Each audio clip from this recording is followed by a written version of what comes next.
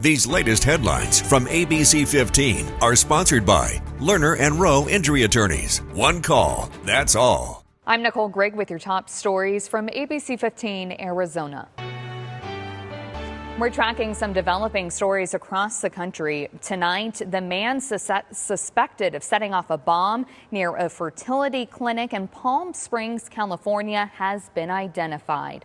The FBI says 25-year-old Guy Edward Bartkus intentionally targeted the IVF facility and believed that procreation was unethical or unjustifiable. Officials say Bartkus died in the blast while trying to live stream on social media. At least 4 other people were injured. The explosion gutted the single-story clinic, damaging the office space. Thankfully, the clinic's IVF lab and stored embryos were not damaged. A tragic update to share after a 3-year-old boy was found unconscious last week in a Chandler backyard pool. Police now say that boy has died. He's been identified as Trig Kaiser, the son of TikTok influencer Emily Kaiser. The death marks the first child to drown in the valley this year. And while that's the latest we've made it without a child drowning since 2008, it comes on the heels of 2024 when 19 children drowned in the valley. I believe about 17 of those had access. Child had access to a backyard pool or spa. And it was a non-swimming time, so it wasn't that they were in the pool or just got out of the pool. They were actually inside. They were in regular clothes and things like that, and all of a sudden they make it to the backyard pool. Exactly what happened in Chandler is still under investigation, but the Drowning Prevention Coalition of Arizona advises everyone with a backyard pool to have fences around them or alarms and locks on the doors accessing the pool. Starting tonight, more officers will be on the lookout for drivers not wearing their seatbelts. Departments across the valley are receiving grant money that will pay for officers' overtime to increase patrols. According to ADOT crash stats, drivers and passengers who choose not to wear a seatbelt are 34 times more likely to die in a crash than those who do. Goodyear Police is participating in the Click It or Ticket campaign and say everyone should be buckled in before the car moves. The first step is buckle up right before you even move the car.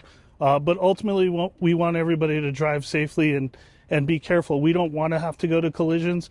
It's typically a bad situation when we see a collision when there's injuries involved. The Click It or Ticket campaign enforcement will run through June 1st. Our Operation Safe Roads team is taking a closer look at seatbelts, laws, and safety ahead at 4. In tonight's Impact Earth report, people looking for homes in areas traditionally hit with severe weather could be in for a financial hit, too. A report from climate risk financial modeling firm First Street shows credit scores may be impacted if firms start weighing climate disaster risk alongside your financial history. Worsening climate change and natural disasters may also make some mortgage lenders leery about lending to customers in areas more likely to get hit with wildfires, hurricane, and tornadoes. First Street says weather-caused mortgage foreclosures could result in $1.2 billion in lender losses, with the majority in California, Florida, and Louisiana.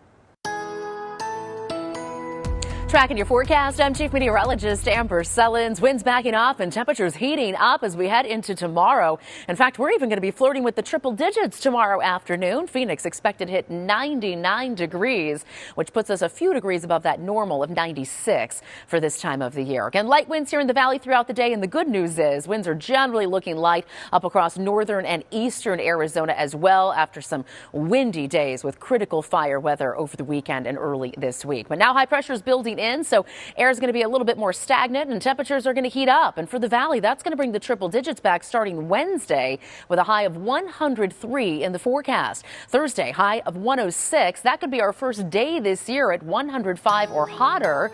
And then temperatures will drop a little bit heading into Memorial Day weekend, but not enough to get us out of the triple digits. Low 100s Saturday, Sunday, and Monday with overnight lows in the 70s.